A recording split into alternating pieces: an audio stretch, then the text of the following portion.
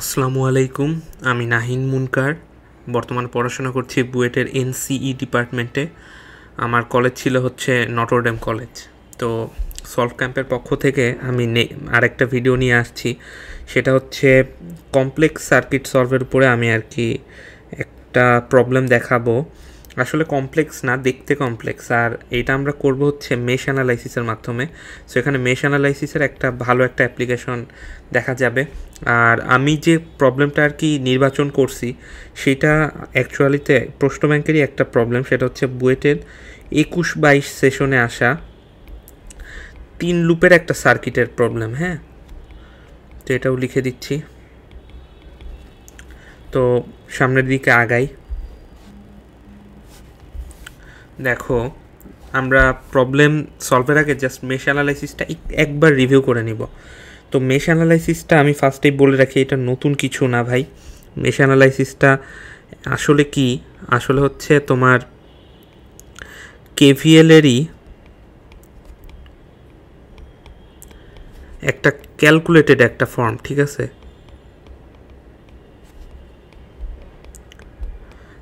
এখন জিনিসটা কি আসলে দেখো, কেভিএলে ধরো তোমার 3টা লুপ আছে, তার মানে 3টা কারেন্ট আলাদা আলাদা বের হবে, মানে আর কি সেভাবেই আমি ধরে নিচ্ছি আর কি। তো ধরো 3টা কারেন্ট লাগবে, এটা আমি সাপোজ বলতেছি। এখন দেখো 3টা কারেন্টের জন্য 3টা লুপ, বিভিন্ন ব্রাঞ্চে কারেন্ট ভাগ হয়ে যাবে, বিভিন্ন কাহিনী হবে। সেই জন্য দেখবা তোমার কয়টা মানে ইকুয়েশন আসবে জানো? সেটার জন্য মোস্ট প্রবাবলি 6টা ইকুয়েশন তুমি পাবা, ঠিক আছে? এখন 6টা ইকুয়েশন হ্যান্ডেল করা কিন্তু খুবই টাফ, তাই না? তো এই 6টা ইকুয়েশনকে যারা ভালো সলভার আছো তারা কি করবা? তারা হচ্ছে সাবস্টিটিউশন করবা, তারপরে অ্যাডিশন করবা একটার সাথে আর একটার, অথবা এলিমিনেশন করবা আর একটার সাথে আর একটার। তো করে তোমরা এটাকে 3টা ইকুয়েশনে ফর্ম করবা, তাই না? 3টা ইকুয়েশনে ফর্ম করবা। তো তারপরে তোমরা হচ্ছে ওই কারেন্টগুলোকে বের করে নিয়ে আসবা, অর্থাৎ 3টা ইকুয়েশন 3টা রেজাল্ট এইভাবে নিয়ে আসবা। বাট যারা আর কি এই মেশ অ্যানালাইসিসটা জানো তারা এই 3টা ইকুয়েশন একবারে নিয়ে আসতে পারবা। সেই একবারে নিয়ে আসার যে মেথডটা সেটাই হচ্ছে তোমার মেশ অ্যানালাইসিস। হ্যাঁ, তো আসো এই নিচে লুপ দেয়া আছে একটা, ওইটা একটু মানে আর কি হালকা একটু রিভিউ করে যাই যে এই লুপটার উপর যে কীভাবে আমরা মেশটাকে ওয়ার্ক করাবো, এখানে কীভাবে আমরা অ্যানালাইসিসটা করব। তো স্টার্ট করার আগে দেখো একটা রুলস আছে, মানে স্টার্ট করছি অলরেডি, একটা রুলস আমি বলে নিচ্ছি। দেখো রুলসটা হচ্ছে যতগুলো লুপ ঠিক ততগুলোই না কারেন্ট পাবা, ঠিক ততগুলো কারেন্ট, ঠিক আছে? এইটার অর্থটা কি? এইটার অর্থটা চলো দেখাই। দেখো এইখানে একটা লুপ আছে, ওকে? এইখানে তোমার আর একটা লুপ আছে, এই পুরাটা আর একটা লুপ, ওকে? তো দেখো তারপরে আর একটা লুপ আছে, সেটা হচ্ছে এইখানে। তো একটা মজার কাহিনী হয়েছে, সেটা হচ্ছে তোমার দেখো এই যে এই পোর্শনগুলা, ঠিক আছে, মানে কমন চলে আসছে একটা লুপের উপর আর একটা মনে হচ্ছে যে ওভারল্যাপ করে আছে, তাই না? সেটাই তো। আচ্ছা, এইটা নিয়ে আমরা এখনই টেনশন করব না। তো আগে চলো আমরা সব কিছু আগে ক্লিন করি। তার আগে চলো লুপের নামকরণগুলো আগে করে রাখি। ধরো এইটা হচ্ছে আমার লুপ এ, এইটা হচ্ছে আমার লুপ বি, অর্থাৎ হলুদ কালারের যেটা, আর এই পাশের এইটা হচ্ছে আমার লুপ কত বলো তো? ধরলাম সি। হ্যাঁ, তো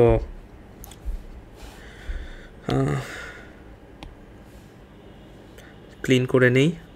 তো এখন আমরা লুপ হচ্ছে নির্বাচন করে নিছি। তো নির্বাচন করার পরে আরেকটা জিনিস, সেটা হচ্ছে তোমাদের রোধের আগে সর্বদা পজিটিভ ধরতে হবে, অর্থাৎ যেদিক দিয়ে কারেন্ট হোকে সেদিকটা পজিটিভ।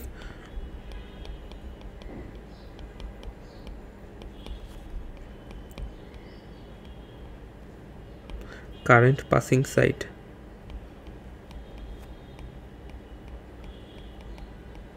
ওকে, তো দেখো ফার্স্ট রুল অনুযায়ী কি বলা হয়েছে, যতগুলো লুপ ততগুলো কারেন্ট। অর্থাৎ দেখো লুপ এতে তুমি যদি I1 ধরো, তাহলে লুপ বিতে ধরো তুমি I2।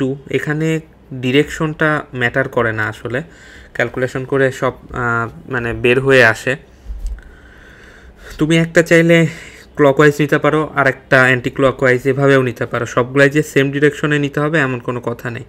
এখন এই চ্যাপ্টা বক্স লুপে কি আছে, I3 আছে। ওকে, তো দেখো আমরা লুপ এর ক্ষেত্রে ধরো এই যে এই পয়েন্টটার থেকে স্টার্ট করব, ঠিক আছে। তো এই দিক থেকে আমরা এই রোধটাকে পজিটিভ পাবো এই পাশে, তারপর এখানে এটাকে পজিটিভ পাবো, তারপর এটাকে এইখানে পজিটিভ পাবো, ঠিক আছে। তো এখানে আমাদের ক্যালকুলেশনগুলো লুপ ওয়াইজ করতে হবে, এইটাও লিখে দিই যে ক্যালকুলেশন লুপ ওয়াইজ, ঠিক আছে। ওকে, তো চলো ফার্স্টে লুপ এর ক্ষেত্রে দেখি। লুপ এর ক্ষেত্রে আমরা মেশ অ্যানালাইসিসটা অ্যাপ্লাই করে পাই। দেখো এইখান থেকে আমরা স্টার্ট করছি, তাই না? তাহলে এখানে I1 কারেন্ট 1 ইন্টু I1, তো একবার I1 লিখলাম। তো তারপর দেখো 3 এর এইখানে একটা কাহিনী হয়েছে। কাহিনীটা আসো আমরা একটু ব্যাখ্যা করি। এই পাশ থেকে আমরা ঢুকতেছি I1 নিয়ে, হ্যাঁ, অ্যান্ড ঠিক বিপরীত সাইড থেকে এই পাশ থেকে ঢুকতেছে হচ্ছে I3। আচ্ছা, কোনো সমস্যা নেই। এখানে আমরা যেহেতু বলছি যে ক্যালকুলেশনটা হবে লুপ ওয়াইজ, অর্থাৎ আমরা লুপ এতে আসি। এখন এর কারেন্টটাকে আমরা সামনে রাখবো I1, ওইটার থেকে যেইটা কমন পড়ে গেছে লুপের। আমি কিন্তু তোমার যেই রোধটা মানে দুইটা লুপের মধ্যে কমন পড়ে গেছে ওইটার কথা বলতেছি। অর্থাৎ এখানে দেখো এই যে 3 ওহমটার কথা বলতেছি।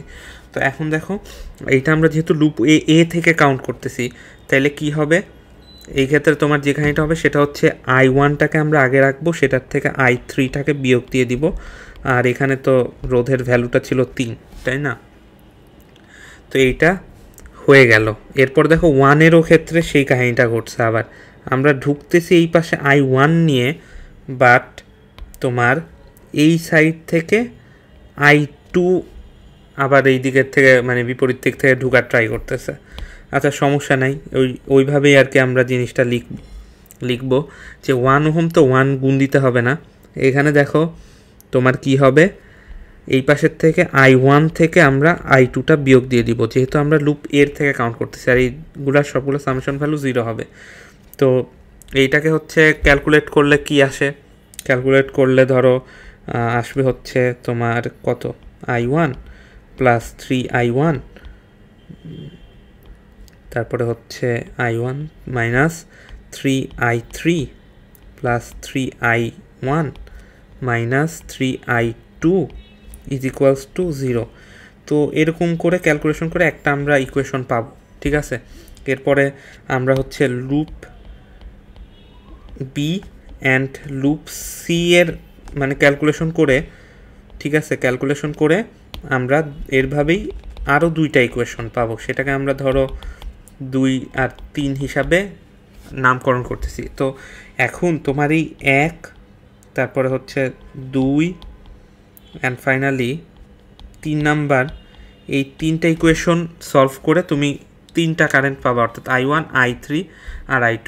এই কারেন্টগুলো পেয়ে যাবা, কোনো সমস্যা নাই।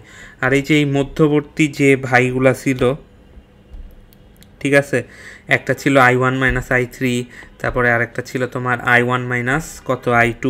এইগুলাও আর কি ওই I1 থেকে I2 বিয়োগ দিয়ে এই ব্রাঞ্চের কারেন্টগুলো পেয়ে যাবা, এটাও কোনো সমস্যা নেই। তো চলো আমরা এখন বুয়েটের ওই প্রবলেমটা দেখি। ওই প্রবলেমটা আরও ইজি, চলো।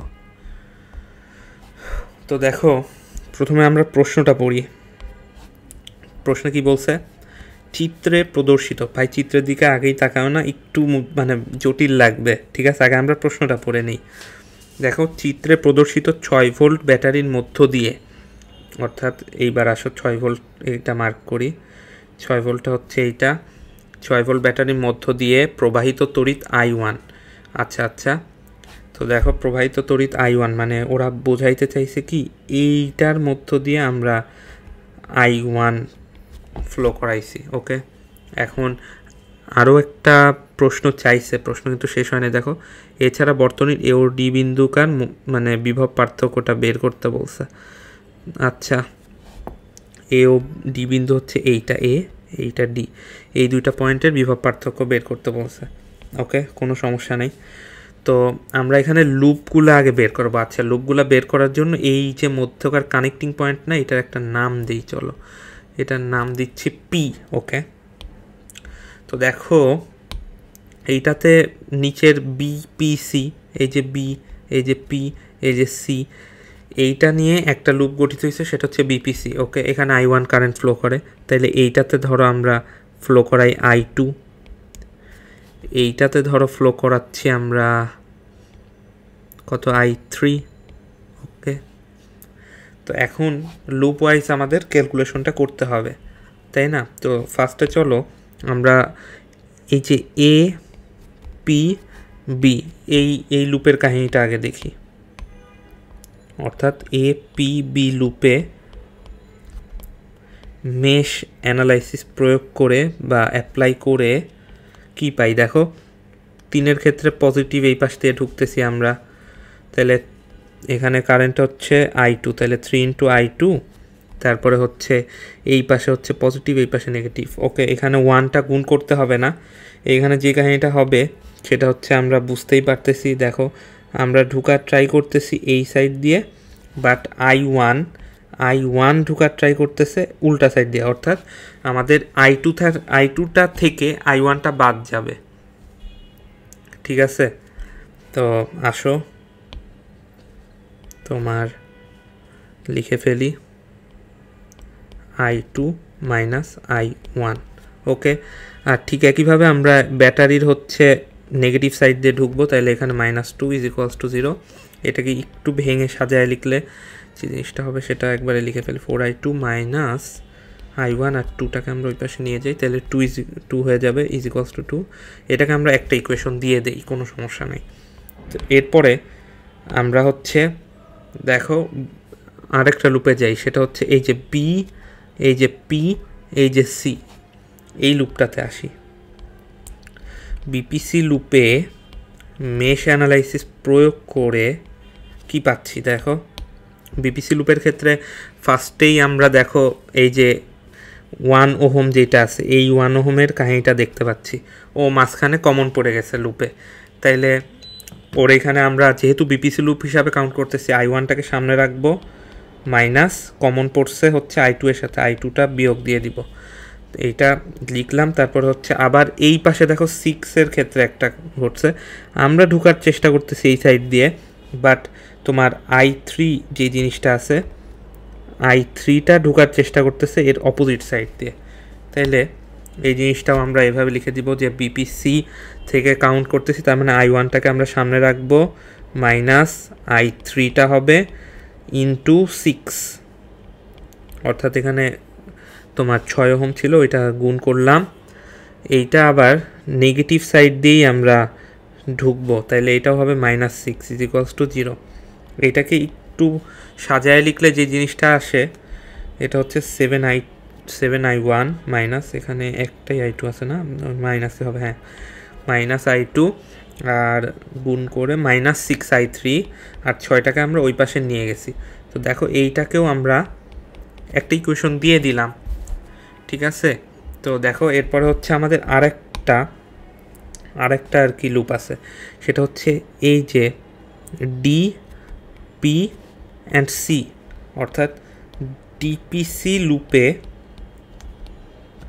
মেশ অ্যানালাইসিস করে পাই কি পাচ্ছি দেখো।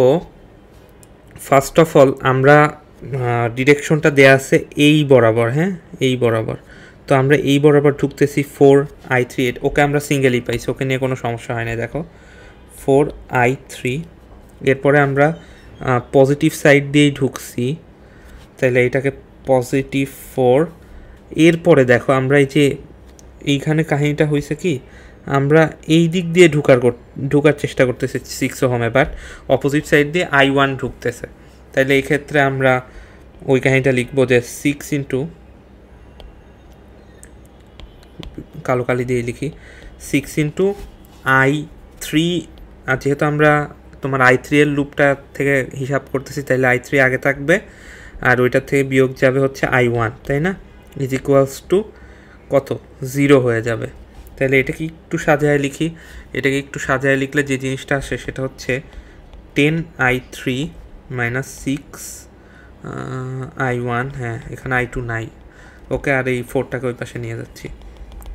তো এখন এইটাকে আমরা মানে ক্যালকুলেটারে করি, 3 সমীকরণ 3 আননোন, তাহলে হিসাব করে দেখি কি আসে। এক নাম্বার সমীকরণ, 2 নাম্বার সমীকরণ অ্যান্ড 3 নাম্বার সমীকরণটা হিসাব করে আমরা 3টা ভ্যালু পাবো। 3টা ভ্যালু হচ্ছে একটা I1 এর ভ্যালু আসে হচ্ছে তোমার, একটু ক্যালকুলেশনটা করে নেই, ওয়েট, 1.3 অ্যাম্পিয়ার আসে, ঠিক আছে। এরপরে হচ্ছে আমার I2, যেটা I2টা আসে হচ্ছে 0.825 অ্যাম্পিয়ার। এরপরে আসে হচ্ছে I3টা আসে হচ্ছে 0.381 অ্যাম্পিয়ার, ওকে। তো এখনও দেখো আমাদের কোশ্চেন শেষ হয় নাই, এই পার্টটা বাকি আছে, এই যে এই পার্টটা না বাকি আছে, যে ও ডি বিন্দুকার মধ্যকার বিভব পার্থক্যটা নির্ণয় করো। তো আসো এটা আমরা অপর পৃষ্ঠায় নির্ণয় করি। এখন নির্ণয় করার আগে আমি একটা জিনিস একটু বলে যেতে চাই, সেটা আমরা দুইটা বিন্দুকার বিভব পার্থক্য কীভাবে বের করি। দেখো এই পয়েন্ট থেকে এই পয়েন্টে আমরা একটা পাথ যাব, ঠিক আছে, এই পয়েন্ট থেকে এই পয়েন্টে আমরা একটা পাথ হিসাবে যাব। এই জিনিসটা হয় কি, এইভাবে আমরা একটা রোড ওয়াইজ কারেন্ট ফ্লো করাবো, ঠিক আছে। এখন এখানে আবার একটা কাহিনী আছে, সেটা হচ্ছে তোমার এপি ব্রাঞ্চের কারেন্টটা হচ্ছে তোমার I2, ওকে, বাট তোমার পিডি বরাবর যাচ্ছি, তো পিডি ব্রাঞ্চে লিখি, পিডি ব্রাঞ্চের কারেন্টটা হবে I3, তাই না। তাহলে এই হিসাবটা আমাদের মাথায় রেখে সামনে হিসাব করতে হবে। তো চলো সামনে হিসাব করি। তোমার এখানে voltage between A and T point is equals to তোমার কি আছে, এই পয়েন্ট থেকে পি পয়েন্টের মধ্যে 3 ওহম আছে, আর এটার কারেন্টটা হচ্ছে I2 এর ভ্যালু দিয়ে গুণ দিতে হবে, অর্থাৎ 3 ইন্টু I2 এর ভ্যালুটা হচ্ছে 0.825 অ্যাম্পিয়ার প্লাস, এরপরে হচ্ছে পিডি ব্রাঞ্চের মধ্যে দেখো 4 ওহম আছে, তাহলে 4 ওহমের সাথে আমাদের এই I3টাকে গুণ দিয়ে দিতে হবে। তাহলে আসো 4 ইন্টু I3 এর ভ্যালু কী ছিল, 0.381 অ্যাম্পিয়ার। এইটা হিসাব করলে আসে 3.9998 টাইপের, অর্থাৎ নিয়ার টু 4 ভোল্ট। হ্যাঁ, এইটাই আমাদের কি বলো তো, এইটাই আমাদের কাঙ্ক্ষিত আর কি রেজাল্ট। তো লিখে দেই যে তোমার এ ও ডি বিন্দুর মধ্যবর্তী বিভব পার্থক্য কত পাওয়া গেছে, 4 ভোল্ট। ওকে, এইটাই আমাদের ফাইনাল রেজাল্ট। আর ভাই আমাদের চ্যানেলের ভিডিওগুলো যদি ভালো লাগে তাহলে একটু সাবস্ক্রাইব করে দিও। সলভ ক্যাম্প আমাদের ফেসবুক আইডিও আছে, ফেসবুক গ্রুপও আছে, অ্যান্ড ইউটিউব চ্যানেলও আছে। আমরা এখানকার অ্যানাউন্সমেন্ট সেকশনে গেলে তুমি দেখতে পারবা যে এই চ্যানেলের কি মেন টার্গেটগুলো আছে, বা কে কীভাবে কোন ক্লাসগুলো নিবে, আমরা কি উদ্দেশ্যে এই চ্যানেলটা খুলেছি, এই জিনিসটা বুঝতে পারবা। তো ভাই আল্লাহ হাফেজ, আজকে এই পর্যন্তই থাকি। নেক্সট দিন অন্য কোনো সমস্যা নিয়ে আমি আবার আসবো।